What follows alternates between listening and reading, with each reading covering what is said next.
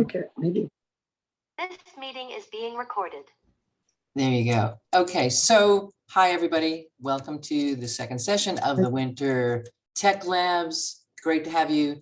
And I just want to give you a little intro. Pam is here somewhere. If you're looking on all of your little icons, little people faces, Pam is here and will be talking with us shortly.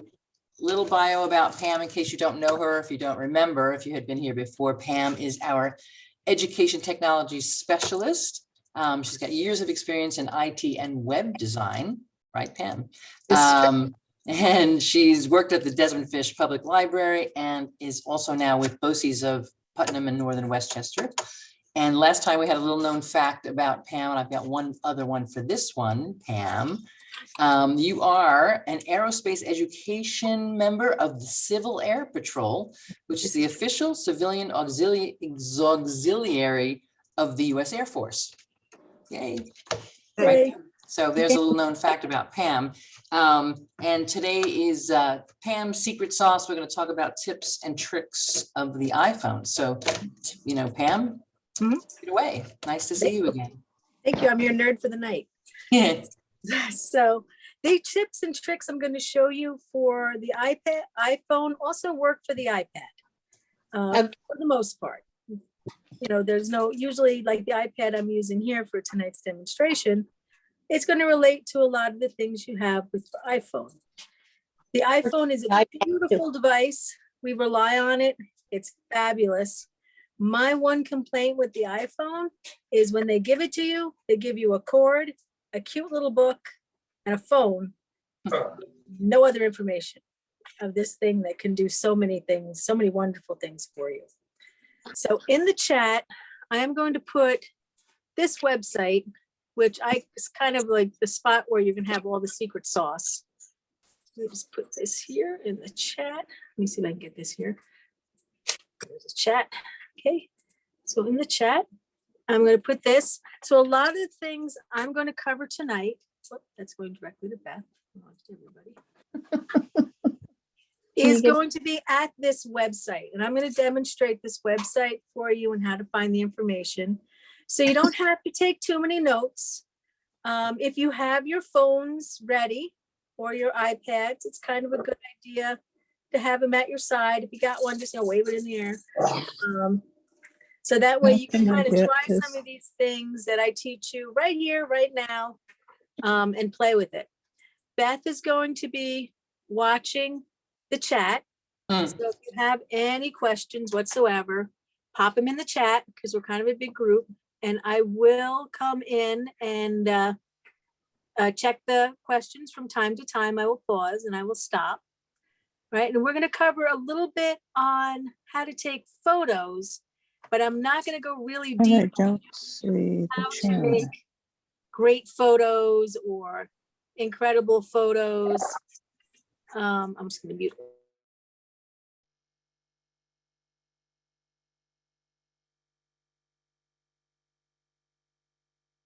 Muted myself, sorry. So I'm not going to show anything about how to take great photos or how to do all the pro tip stuff they have on there, but I'm going to show you some really neat photo tips you may have not known existed on your iPad. So I'm going to share my screen on my iPad. And the first place we're going to go together is let's go to our camera app. Start my broadcast. You should see my iPad on the Zoom shortly. Okay, you can see my screen. I'm gonna pop out of here and I'm gonna open my camera app. Right now I have, I'm not pointing at anything. I just have my cover up there because I just want you to see the controls here. So on the side of your iPad, or if you're using a phone, you know you have that little white button there in order to take your picture, correct? So if I were to, let me see, let me get a cute little, take a picture of my keyboard here. If I were to take a picture of my keyboard, I would just tap that white button. I hear the noise and I've taken a picture. Now, underneath that little white button, you'll see there's the word time lapse, photo, and square. If you put your finger on that and roll it up, you will see there's some more items there that you can pick. And when they're yellow, they're picked. Okay, so go ahead and try that. And I have my yellow on something called pano. Pano is to take a panographic photograph. So if you were standing, say, on top of Catamount, and you wanted to take the entire valley of Hillsdale in your pano, there's a white arrow all the way to the left of my screen. And when I go like this, I have a very big computer here. I'm going to take all of the screen on my computer. I'm going to tap that white button. And now it's turned to a square. And I'm going to slowly move my camera, trying to keep the point of that arrow on the yellow line. And behind me, I'm going a little too fast. The more careful you are, the better it turns out. But I don't want to waste too much time on this. When I get to all the way and I see all of Hillsdale or my whole camera here, I'm going to hit stop. And now I've created a picture that's called a panographic. And you see this nice long photograph that I have? I can print this out. I can edit it. I can do what I'd like with it. So if you like to go traveling, or if you have a very large family reunion and you want to take a picture and you just can't get everybody in the frame, you can use this pano feature of the photos. Now, in order to go back to my regular camera, I'm going to go up to the top to the arrow, just to the left of the box with the arrow coming up. I'm going to go there. Now I'm back in my camera. I'm going to switch my camera now back to my normal photograph. And to do that, I'm going to go down to the words where it says pano, and I'm going to scroll it until I go back to photo. And now that I have my photo, there's another secret trick that you have on your camera that you may not know you had. Now, let me just get a cute little animal here. I've got a toy here. This is my fella here, this little guy, this dude. I'll put him right here. I'm going to take his photograph. Okay, so this little guy here just wants to stand up. If I want to focus on him and only him, there's a lot of objects in there. If I tap on his face, it will make sure that that's what's in focus. Everything else will turn blurry. The zoom is a little sketchy here. All right, now if I tap his face again, you'll see that I can move this little sun that's next to there up or down. So I can slide and change it to a brighter or lighter. So if you're taking pictures in a dark room, you can adjust the lighting right from your iPad. So that is two really helpful things. And if you were to tap on the face and say someone has a window behind them and you can't see the person, by tapping on the face, you can focus on that one person. All right. So I'm going to swing back to camera. I'm going to look at the chat and see. Can you give a bullet list of the topics you'll cover besides the camera? Yes, that website that I put on, and I'm going to paste it here again for you. This is going to have a lot of the items that we're going to visit. And I'm going to stop sharing my iPad for a second. And I'm going to bring up on the screen here that bullet list. It's an excellent question, Val. Okay. So this here is Apple accessibility. This is a site that I put in the chat to visit. And on this page here, this has all of the items that I'm going to cover, and then some I'm not, because you can go through here and check other ones. So like here for the vision one, I'm going to show you magnifier next. And if you hit the plus sign next to any of these, it tells you exactly what that is and how to set it up on your iPhone or your iPad. And if you want to see more things for displays and vision, you click here and you'll get all of them. So let's start back here to the magnifier. I love the magnifier. Why? The magnifier allows your iPad to get zoomed in nice and tight. So if you've ever been in a restaurant and you've taken a picture of the menu because the font is so small and the restaurant is so dark and you can't read the menu, I do it all the time. The magnifier makes sure that you don't have to take a picture. So I'm going to go back to broadcasting my iPad.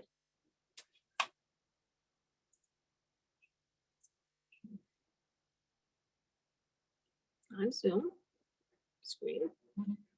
And we're going to go through these settings. And you can follow along on that website. I'm not going to keep bouncing back and forth between the two because I think that gets confusing after a moment, but you'll see this. Okay. So now on your iPad or your iPhone, there is an icon that says magnifier. And it is this black icon with the yellow plus sign in the middle. If you click on that, it immediately turns your iPad into a magnifier. So if the print is too small, or if you're trying to read something on the back of a remote control, whatever, you can zoom in and zoom out very tight on there. And then if you wanted to take a picture of it, you could. If like now that it's zoomed in and it's really tight and now you have to bring that number, or say if you're getting like changing a watch battery, you could hit that circle there and now you have a picture that you could take to the store of that model number or whatever was so tiny, or the recipe that was so tiny on your iPad. Now, one of the key features on an iPad is that you have this box at the very top. It's, if you could see it on here, it's yellow and it has an arrow going out of it like it's launching something into the air. That icon shows up on iPads a lot, whether it's a website you're visiting, whether it's an email, if it's a picture. That icon means to send something you have. So if I took this picture and said, okay, my husband Jim, he's in Walmart right now, and I want to send him this picture so he can pick up whatever model number it is I need. If I go up to the top and touch that square, that yellow square, it will give me a dialogue here. And right beneath it, I have messages. So I could send this picture as a text message if I wanted to. I could click the mail and I could email it. And if I move my finger and scroll, I can see all the other places where I could possibly want to send it to. But mostly I want to send it as a text message or an email. So I'm going to touch mail. And you'll see I now have an email, which I could send to my husband. I can say, buy this as the subject. And now I'm ready to send. So whenever you need to send anything in your iPad, look for that box. And as we go through tonight, I'm going to show you more places where that box is. All right. So see here, does everyone get a chance to try out their Excuse me, Pam. Pam, Yes. there's a message in the chat. Is the magnifier app only on newer iPhones? Because who is that? Elle has it. She has an SE phone. Mhm. So it says the magnifier app only on newer phones because they have an SE version. Not always on newer phones. It's on the newer iOSs. So whenever you see something that's a feature on an iPad and you're like, I don't have this, my iPad's too old, it could be that you need to update your iPad. All right. And Virginia said she could also download it right from the App Store as well. Right. So, but a lot of these items, like the magnifier and the things that I'm going to show you, the reason Apple's put them is they're one of the industry leaders for accessibility apps. So there's even a feature on that magnifier that if you hit the gear on it, and I'm not going to demonstrate this, if someone was blind, you could hold a dollar bill in front of that camera. It'll say $1 US. You could hold another thing in front of it and it'll say like $1 $5 bill, $1 US $5 bill, which I have a friend who's blind. That's a problem where people try and shortchange him all the time because all of our bills feel and are about the same size. So he would use that. So there is within the magnifier, which I'm not going to cover, but if you need something like that, or if you know someone who needs it, just know it's part of that. It's in that settings there. And that website that I gave you will give you that information as well. Okay. Okay, so I do have everyone, it looks like people are finding the magnifier. That one's very, very helpful. I love that as much as I love the flashlight, quite honestly. It's two things that it's right there, ready to go. Okay, so I'm going to go back to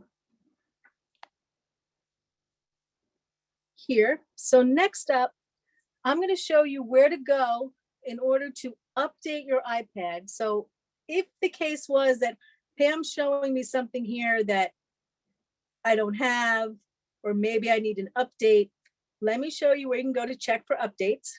So at the very bottom of my screen, I have a gear right here. Yours may not show up on the bottom of the screen, but this gray gear at the bottom is where we're going to do a lot of these secret trips that are hidden there. So I want you all to take a moment to try and find that gear, and it's for your settings. Sometimes you have to page through a little bit to find it. But this gear is the nuts and bolts where all the secret sauce is usually found. All right. So the first thing I'll show you on this page, if you look to the right-hand column and go down 2 rows, there's About and Software Update. If we touch Software Update, it'll automatically check your iPad and let you know if there's an update. I have one. But since I want to be in this class with you, I'm not going to touch download and install right now. And if you're following along in the class, you may not want to download and install right now. You might want to wait till after class because it's a lot of times it'll turn your phone off for a little while. So whenever you do an install or an update, my best practice, what I love to do when I see something like this, is I'll wait, and just before I go to bed, I'll hit that button because nobody calls me at night. And it'll probably take 15, 20 minutes or so to update. And then your phone will automatically turn back on. You'll get phone calls again. Everything will be fine. But don't do an install like when you're expecting an important call, or if you need to have your phone ready to go or ready to be used. So that's where you find your updates. At the top of my screen now, I'm going to go back to the screen we were before. And up near the top where it says Software Update, there's a blue text that says General. I'm going to click that to go back where I came from. And now I'm here. Now, I'm going to scroll down on the right-hand corner with my finger. And I am going, actually, excuse me, I'm going to go over to the left corner. And I'm going to scroll with my finger until I get to Display and Brightness. It's got 2 A's next to it in blue. When I touch that, This is where you can change the settings of your phone. So if you find that your text is too small or hard to read, or if you'd want it to be smaller and take up less real estate, text size is where you can change that. So I can make the text on my iPad bigger and easier to read, or I can drop it down to give myself more room, whatever's comfortable. So you can change that there. You can make your text bold. So if you wanted to make it easier to read, you think it's too light on the page, you can have it bold. And you can also change, and I'm going to, it looks like my, this is stuck a little bit here. It looks like the Zoom is not moving. Hang on. Let me go back here a second. I'm just going to stop sharing him and bring him back in.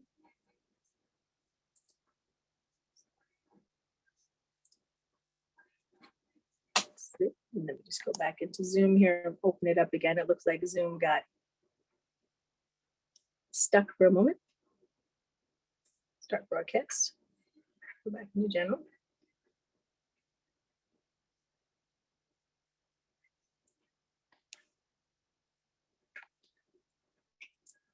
Seems like Zoom is stuck. Screen. 1 second. There we go. Sorry about that, a little bit of a burp. Go back in here. Okay, so I was just showing you text size when the Zoom got stuck. Underneath it, you have brightness. So you can adjust the brightness of your iPad by sliding that back and forth. And at the top here, it also gives you the option of light and dark. So if I were to change it to dark, it changes my iPad. Personally, I prefer the light, but some find this easier to read. But I will give you a tip. If you are like in a restaurant or you've gone somewhere, you're on a plane and you realize that you don't have your charger or your battery life is really, really low. If you switch your iPad to dark, it uses less of your battery because it's got to light up your whole screen because it's white. So if you switch it to dark, your battery life will last a little longer. So if you have like an emergency or you found yourself, oh my gosh, I only have 2 or 3% or 4% left on my battery life, switching your iPad to dark will help preserve your battery life. I'm going to go back to white here because I think it's easier to read for me. Okay. And then I'm going to scroll down just a little bit more. Night shift means it automatically will turn your iPad into colors. So if it notices that the light around you is very bright, it'll make your iPad lower. So if you're like trying to read on the beach and it's very, very bright on the beach, it'll automatically adjust the screen brightness for you. So that's what night shift does. I'm going to hit the back button at the top to go back to our items here. And then here's the auto lock. The auto lock is when you haven't been touching your iPad for a while and it suddenly goes dark and you have to unlock it again. So this is where you set the timer on how long you want your iPad to wait before it locks. And it even gives you, or your iPhone, the option of never, which I don't recommend because if you leave your iPad like on a counter or in a bathroom somewhere, in a public bathroom, and you come back, someone could just take your iPad and use it, or your iPhone and use it. But I think 2 minutes for me is like too soon because I feel like as soon as I put my phone down, 2 minutes, it's way too soon. I hate unlocking my phone all the time. So that auto lock there is where you can change the timing on there to what's comfortable for you. There's really no right answer here. It's just what's comfortable for you. All right, so I'm going to hit the back button at the top again to go back to our spot here. And that's what I wanted to cover today with display and brightness. Now, the next place I'm going to take you is called accessibility. And that's over on the left column. I'm going to scroll my finger just a little bit. And you'll see accessibility is here. And it's got like a man inside the circle. There's some wonderful stuff in here. And some of it repeats, like the display and text size. That's already there. Okay. So where I'm going to go on this page here is I'm going to go down to audio visual. And it's in the hearing section here. If I touch that, I don't have my headphones attached right now. I'm just going to explain what you're going to see here. It says headphone accommodations. So if you have your Apple headphones, and it'll only work with Apple headphones, this works like a hearing aid. With your iPad, it will make the ambient noises louder for you. If you have anything that's like if I'm trying to watch a TV or you're in a noisy restaurant, you can put the phone near the person that you're trying to talk to, and you can hear just their conversation in your headphones. I use this. I have a terrible time in restaurants hearing people when there's a lot of chatter going on, or if there's a lot of kids playing and I want to have a nice conversation with someone. I don't want to keep going, what? Excuse me, what? But I don't need hearing aids. I don't. So the headphone accommodations is something you can try with the iPhone headphones. They only work with them. You can't plug in just like regular headphones you'd have lying around. Apple's kind of mean about that. It has to be the ones that came with your phone, or you have to buy ones that go with it. Underneath it, we have background sounds. This is something I use a lot when I'm traveling or I need to focus. If I click background sounds on and switch it on, you hear the rain?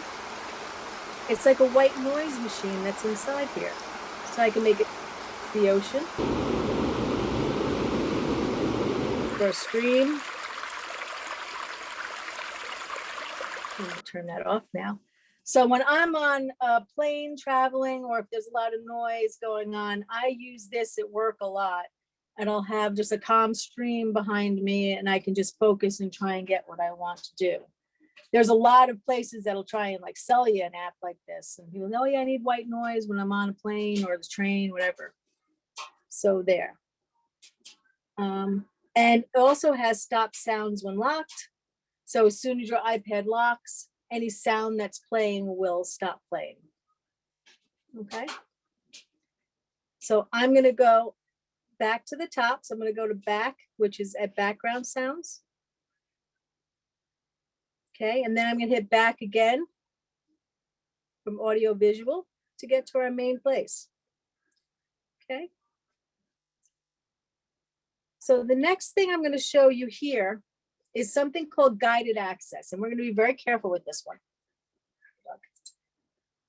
What guided access is it says here, guided access keeps the iPad in a single app and allows you to control what features are available.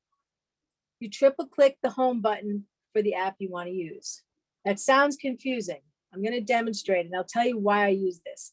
If you ever had little kids with you and they want to play with your cell phone, you're like, hey, Aunt Pam, can I watch iPad? Can I watch Dora the Explorer on your iPhone? Or you're in a restaurant and they want to play a game, and you have that moment of, do I really want to let them play with my phone and mess up my contacts, mess up my, and then you get it back and you find out they've deleted some emails or done stuff with your phone that's scary. This is great for parents. This is great for anyone with grandkids. Guided access. I'm going to demonstrate it so you don't have to do it on your phone, because there is a small danger with using this. So guided access, I'm going to turn on.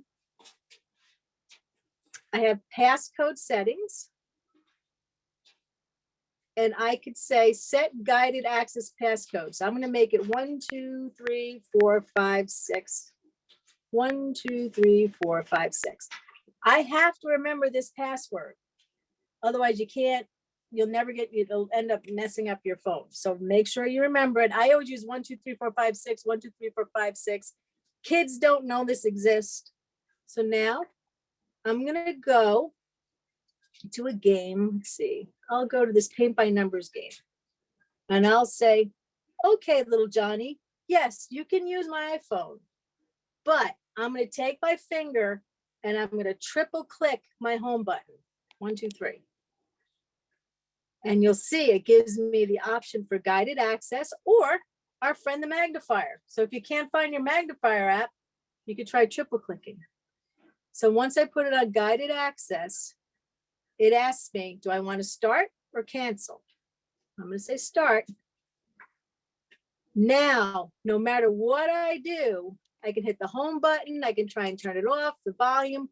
It's going to stay here on this app. I can let little Johnny play with this and my personal information is not in danger from any of this stuff. When I want to take control back and have my iPad back to me, I'm going to triple click that home button again at the bottom. 1, 2, 3. And ask me for that passcode that I just set. 1, 2, 3, 4, 5, 6. And I'm going to now go to the top left. And I'm going to end guided access. And now I have control of my iPad again.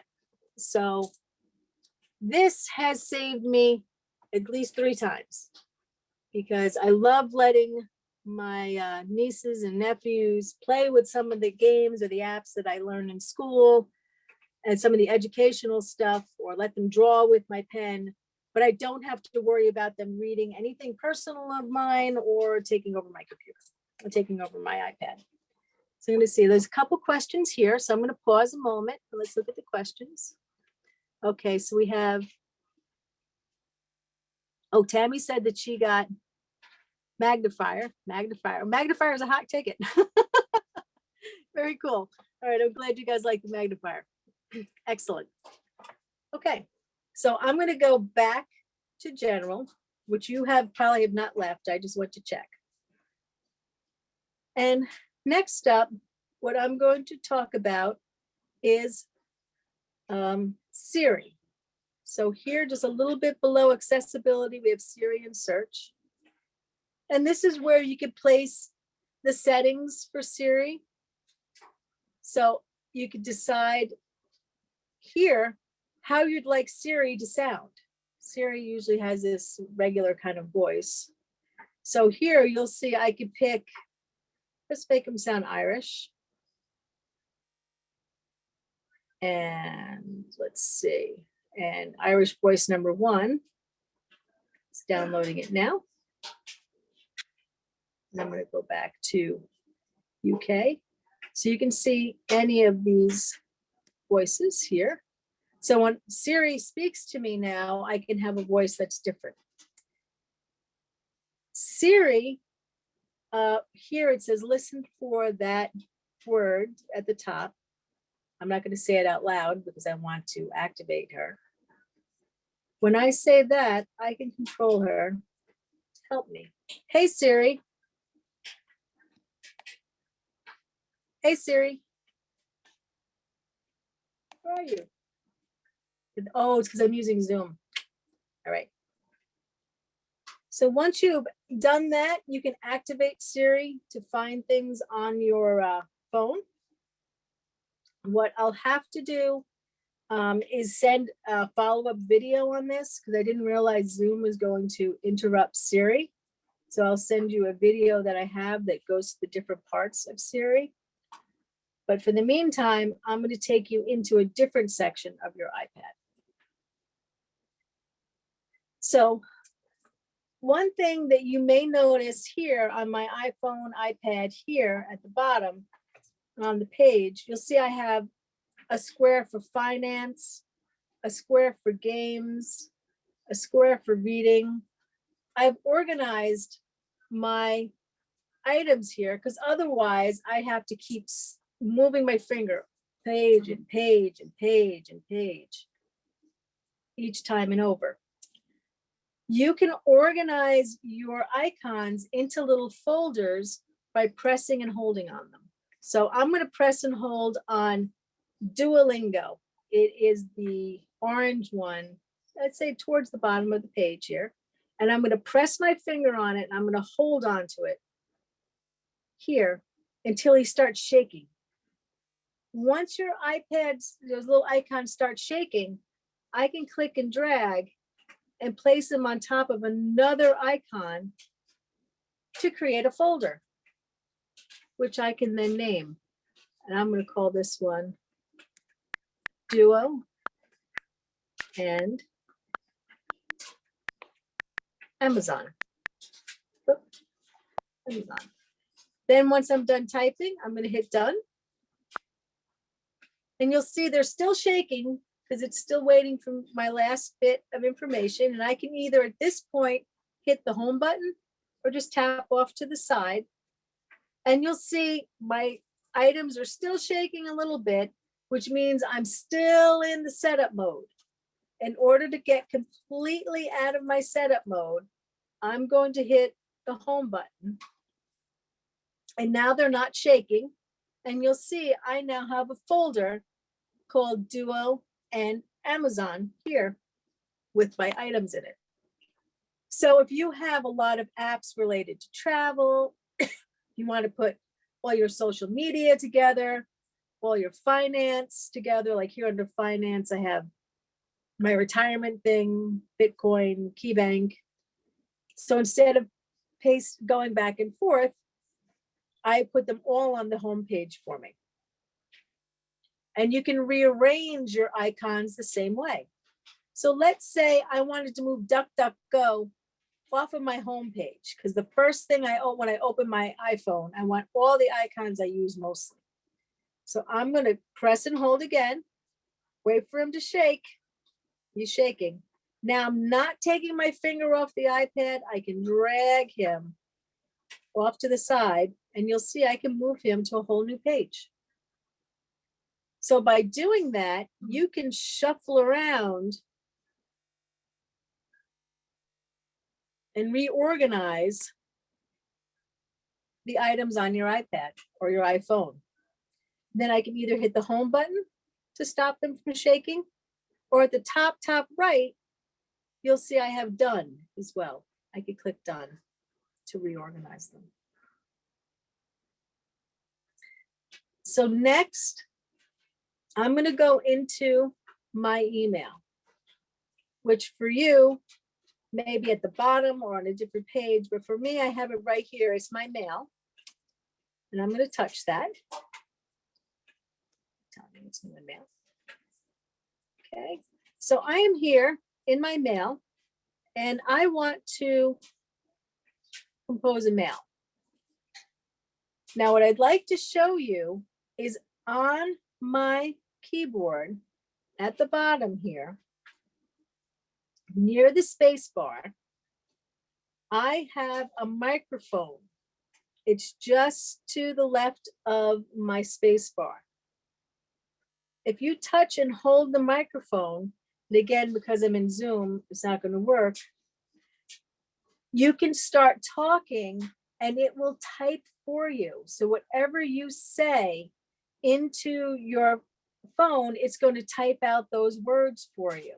So if you find that your keyboard is very small for your fingers and it's hard to type, and I find that a lot, pressing and holding on that microphone, it'll make a bleep noise and you can start talking. So I'm going to give you a moment to try out that microphone since it's not working on my side. Let's get some feedback on how it works. So take a moment to try it, and I'm going to check the chat.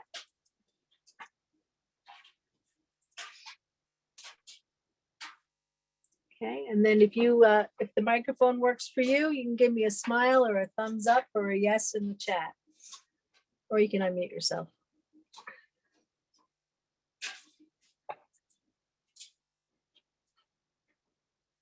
Okay.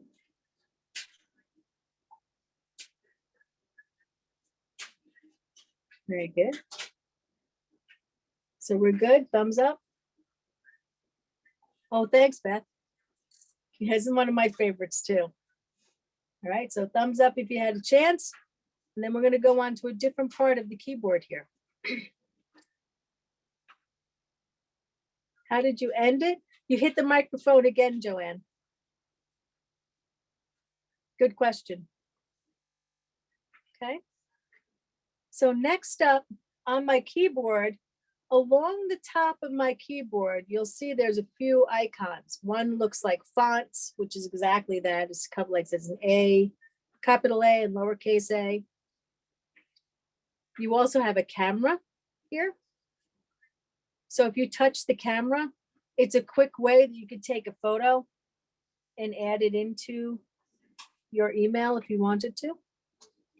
It also gives you the option, you'll see, to scan a document. So if you have something that you're like, oh, I don't have a scanner, or I have to get to the library, and always visit the library, they'll help you too. But if you have something you want to scan and email, you could click scan document, and you can just put your document into view. I'm gonna put this here.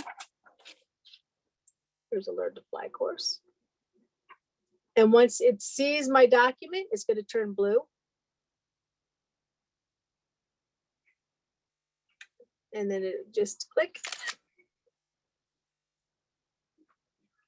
And I can keep my scan, and I've scanned my document, and it goes ready for the next one. So if it says here, ready for next scan, so you can keep putting pages in front of your iPad over and over. So if you have a 4-page document, a 5-page document, you just keep scanning. And then after you've scanned the last page, you go to the bottom right and hit save. And you'll see that my scan is in there. And if it was something that was multiple pages, it would show up in your iPad too. And once again, that is your little phone on the top right.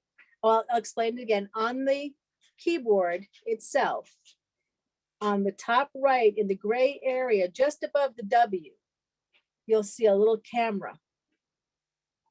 All right, and if you don't see that camera, remember what I said about having to update your iPad if you need to.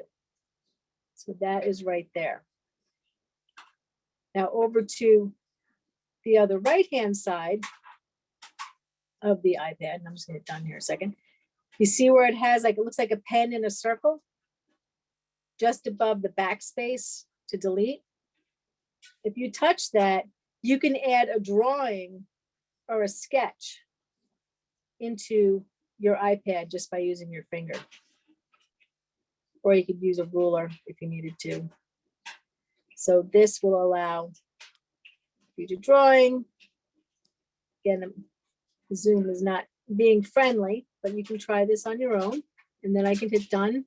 So if I needed to add a sketch or a drawing, I can't find a picture of it, or you just wanted to draw with your finger a map that you wanted to email to someone, like go down Route 22, make a left on 23, go a little ways past the general store, and you'll find the IGA. You can draw a map with your finger to send someone. Okay. So next up, cancel this. Okay. So that is tricks that are on your keyboard that you should know about. Now, next up. Hey, Pam, excuse me, Pam. Yes. I think there's a couple of people who either missed your whole message about that. I'm just looking at the chat. Okay. And maybe a little confused about the last The thing. scan. Okay. Yeah. Let's show it one more time. So again, I am going to go into, I'm just going to move my chat out of the way here. I'm going to go into just an email. Okay. And I'm going to write an email. So in the body of my chat, I have to be tapped, my finger has to be touching, and I have to have my cursor blinking in the body of my chat. It's just above send my iPad. Then on my keyboard, above the W in the QWERTY, there's a camera icon. There's a little camera. It's in the gray bar. It looks like it's part of the keyboard. Where is that on the iPhone? On the iPhone, it should be close to there as well. And it says, Tammy says, touch just above my keyboard, and then the bar with the options came up. Right. Got it? It's only with mail. It's not in Gmail. So it's only with the Apple Mail app. Mhm. But I have both on my iPad and my iPhone, Gmail and the Mail app from Apple. Mhm. But whenever I have to scan anything and mail it to someone, I use this. But most of the time, I'm using my Gmail. Okay. So is that clear now?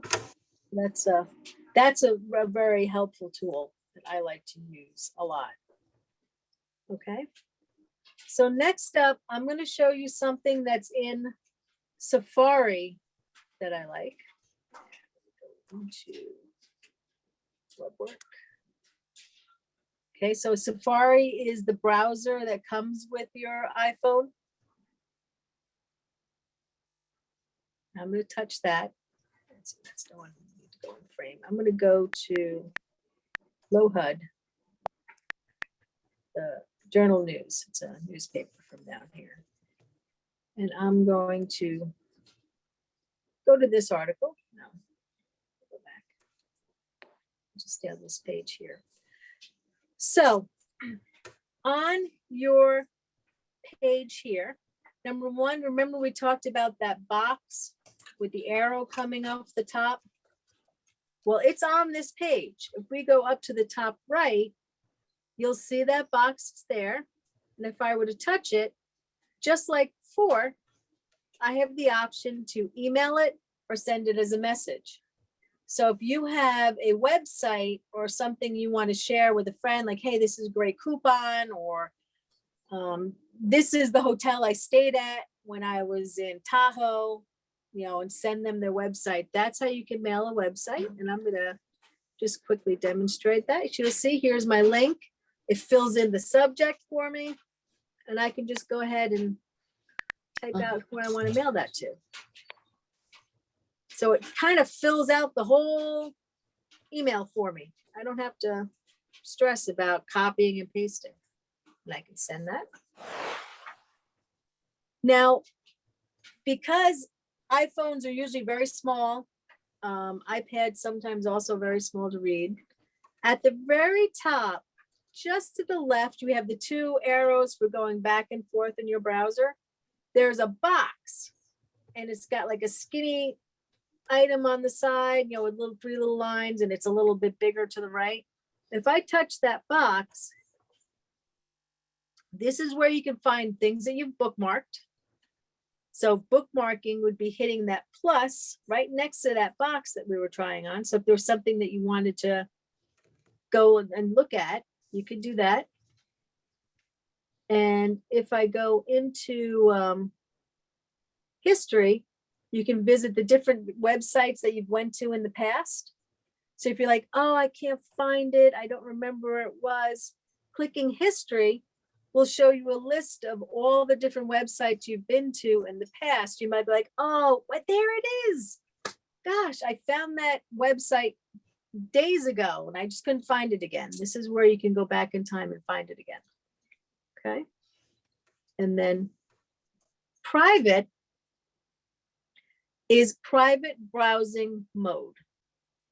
So if you wanted to search for something and not have it show up in your history, and I sometimes do this when I'm searching for banking, financing, or health related things that I just want to keep private. Doing that allows you to search without it showing up in your history, without cookies, all these things to track you. So if you wanted to search for something privately, that's where you would go to do that. All right. And again, I'm going to go back now, and you could tell I'm in private mode because now like search and enter turned dark black. All right. So I'm going to go over here to my box that we clicked on initially, which has the little navigation to the left kind of it, and bring it back. And I can go back to one tab, and that brings you back to my just regular browsing. Okay. So that's a way that you can kind of privately browse if you ever needed to. Pam, excuse me, Yep. chat box in the Sure. chat. Do you recommend clearing your history sometimes? Yeah, definitely. You can clear your history. You wouldn't you can, you can clear out your history if you want. I usually do it like once a month. I'll clear out my history if I need to. It will help your iPad go faster and browse faster. Because what an iPad will do is when it has all that history called cached, it will go through all your websites to see if you've been there before and load up the last copy of it. So it takes up some storage and it can slow down how fast your phone will browse. So periodically you can clear your history, but I like to keep like a month's worth because usually, if I'm going back to something that I saw before and I'm trying to remember where I found it, it's usually within a month longer than a month. I usually can't remember. And that's a personal preference. And again, the history is a personal preference as well. It's an excellent question. And back to your camera and scanning and taking a photo when you were on your messages. Yeah. Noelle wants to know what the difference is between taking a picture and scanning. With scanning, that's a good question. It actually makes it so the text, if you were to email it to someone, because it's not a photo, they can copy and paste. They can select the text and place it like into a Word document. They can open it up as a PDF. So if you take a picture of it, you can't do that. You can't drag your mouse over the text and copy it. It's just like a static picture then. And also the documents, when you scan, will be of high resolution, but they won't be big. So if you try and take a picture of like my Learn to Fly, it might end up being like a 3 meg or a 4 meg picture. And it might be too big for the person who receives it to get it. But if you scan it as a document, 9 times out of 10, it's under a meg, it's lightweight, and you can guarantee that the person will be able to get it and be able to look at it easily. It'll fill their screen, it'll be fine. Images sometimes too, if they go to a computer and you scan it, it may end up being poster size and they have to try and scan it down, make it smaller. So that's one of the advantages of sending it as a scanned document instead. Okay. Thanks, Pam. Oh, sure. Now, one other thing I'm going to show you with the camera, and let me just get up a QR code here. We'll get one. Let's see. QR code generator. We're going to make one too. I'm just going to make one up here so we can play with it. QR codes. And I am going to let's make one for, actually, make one QR. We'll go to Kohl's. QR. We'll type this out. So a QR code, you'll probably see them from time to time. They look like a box, almost like a game. Like this. And that's the Kohl's app. Let's go back and find, how about ready to scan. We'll just do the Kohl's app. Okay, so if you take your phone and open up your camera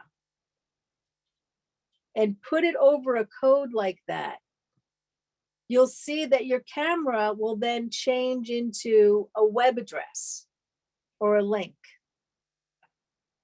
You'll see if you click on that link, it'll bring you to this Kohl's app. And a lot of times when you're in museums or somewhere and they offer to, hey, here's the headphones and you can buy this, you'll see that these little codes are everywhere. You take your phone, you scan it, and you may find out more information about what you're looking at. You will find sometimes an audio of the artist explaining what they're looking at. If you go to movies or if you see coupons, a lot of times coupon codes are like this. And this is something that's built into your phone, is the ability to just scan these. So you might see them on TV, you might see them in different places there. And that is a way that you can find stuff. And in fact, if you go to the Rojan Brewery, a lot of times the menu is right there on the QR code. So you can just scan it and you don't have to worry about touching or using someone else's menus, or if you want to see them in different advertising. So it's like a hidden way to get stuff. And a lot of times I found like 10% off, 20% off behind those little QR codes as well. Okay. So next up, what I'm going to show you is with an iPad and sometimes with your iPhone too, if you want to see your notifications, what I'm going to do right now, and I'm going to describe it slowly because you can't really see my finger. I'm going to take my finger, I'm going to place it at the top of my screen, and I'm going to drag it downwards. And you'll see that I can get all of my notifications that I've been getting. Okay, and I can even at the very bottom, if I'm getting too many beeps and notifications and I want to say, oh, I don't need to get a notification from Amazon every time something gets delivered, or yeah, I want a notification from Amazon. You can turn off or change your notifications there. So you can say, I'll keep it. And every once in a while, I'll keep asking you. Sometimes you'll add an app and it'll constantly beep and make you crazy. This is where you can change those, right? And then you can control here. Then to bring it back, I would just hit the home button and it sucks it right back up where it came from. Okay. Now, if I were to do the same thing with my finger, but this time I'm going to go up where my battery indicator is, where it says it's 49%. If I drag my finger on a diagonal towards the center of my iPad, I get another list here. And this is where I can get a few easy, quick spots. Like here's my camera right there for me. So I can get to my camera if I need to. I can turn my airplane mode on and off. My microphones, there's a whole bunch of different little settings here that you can use. Turn off notifications. So if you want to mute your noises. So if you're, you know, so sometimes my mom was at a funeral and she was like, I don't know where, I can't find the button in order to turn this off because I don't want to be rude.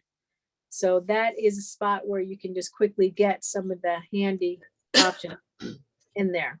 And I don't have the, excuse me, the flashlight on here, but most iPhones, when you do that, you can find the flashlight app quickly there too. Okay. So, oof, I've done a lot of talking. I'm gonna stop sharing a moment because we're just about at the end of our time here. Oof. Excuse me. So I can bring back my Zoom and actually say hello to you again. We go back here. Zoom. There we go. Hello, everyone. So iPads over Zoom sometimes can be tough. And I can't, Joanne, I see your hands up. Is that an old question or is that Put it into the old chat. question? So let me see. And then we have one other new message. Oh, Deborah, you're welcome. Recommends is the best Okay. way to save passwords. So, and- Pam, I think, excuse me, Well, I think because it's the there were some article, questions but, or certain you know, people were they talking are about whether, free. I mean, you were talking mostly from the That's why I put iPad, but I everything think open. everything you were talking about were Yeah. relatable for the iPhone as well. I mean, I was working on my iPhone when you were giving the Yeah. instruction. I think everything you talked about is on iPhone as well. So that's correct. it should And be.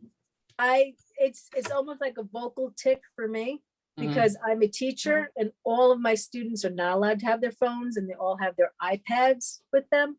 So my default setting is to say iPad, but iPads and iPhones use the exact same operating system. Everything under the hood is just about identical.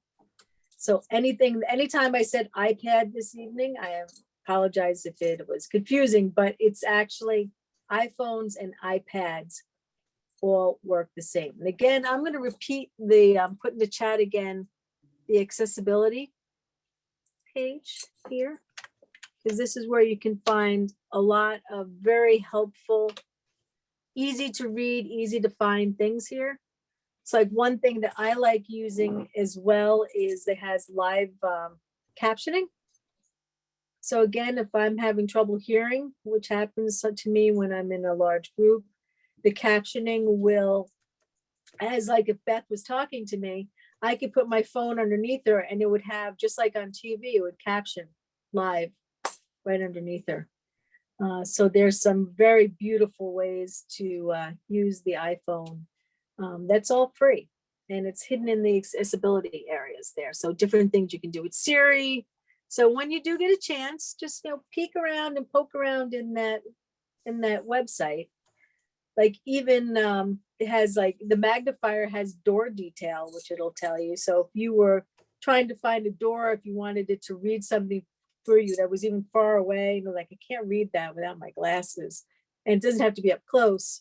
The door detector will say, okay, it's a door 8 feet away. The knob is on the right. The swing, the door says text bakery. So I've used that a bunch of times as well, where I'm like, I forgot my glasses. I'm squinting. So magnifier also will identify things from the distance too, if you look at that. So magnifier is amazing. Teresa, I see your hand up. Yes. So one tip that people may not know that an ICU doctor taught me is my dad was really sick and I was trying to reach my siblings and they had their phones on do not disturb at 2 o'clock in the morning. And if you keep calling a phone 3 times in a row, even if it's on do not disturb, it rings. Excellent. Excellent tip. So you can reach someone in an emergency like that. Wow. Excellent. Good You to know, my mother recently got the Apple Watch as well. And I have the Android watch that I got for my mother-in-law who's prone to falling. And one thing that I love about that is it actually has hard fall detection on the iPhone, on the Apple Watch. So if she takes a hard fall, you program in a list of 3 people who are immediately called. It doesn't have to be 911. My mother-in-law lives right next door. But if she does a hard fall, immediately I'm called, my husband's called, and her husband are called right away. And it gives like, here's her location. And she loves it because it's a pretty watch. She doesn't feel like she's wearing, the Life Alert, which is no problem with Life Alert, but she's like kind of vain about that. So, but and then if she needed help too, she can triple click a button on the Apple Watch as well. And it'll do the same thing. It'll call the 3 of us immediately. She doesn't even have to explain what's going on. It'll tell us exactly where her location is. They'll say, you just got an SOS alert from Kathy. She's in, and it'll show me she might be in the back garden, she twisted her leg, whatever. So those smart watches are an excellent tool as well. And within your contacts, you can set it that certain phones will break the do not disturb in your contact list. So if you go through your list and you like star off your contacts as being someone who is important, you can then go to the do not disturb settings in the general, which is that little gear. And it doesn't matter if your phone is on do not disturb. Those important people will get through. So like my phone, I have do not disturb from 8 until 8. Anybody who's not friends or family can call me at that time. But my mom, my parents, my mother-in-law, my husband, they could call me at 3 a.m. Doesn't matter. That call is going to go right through to me. So you can also tailor that a little bit too.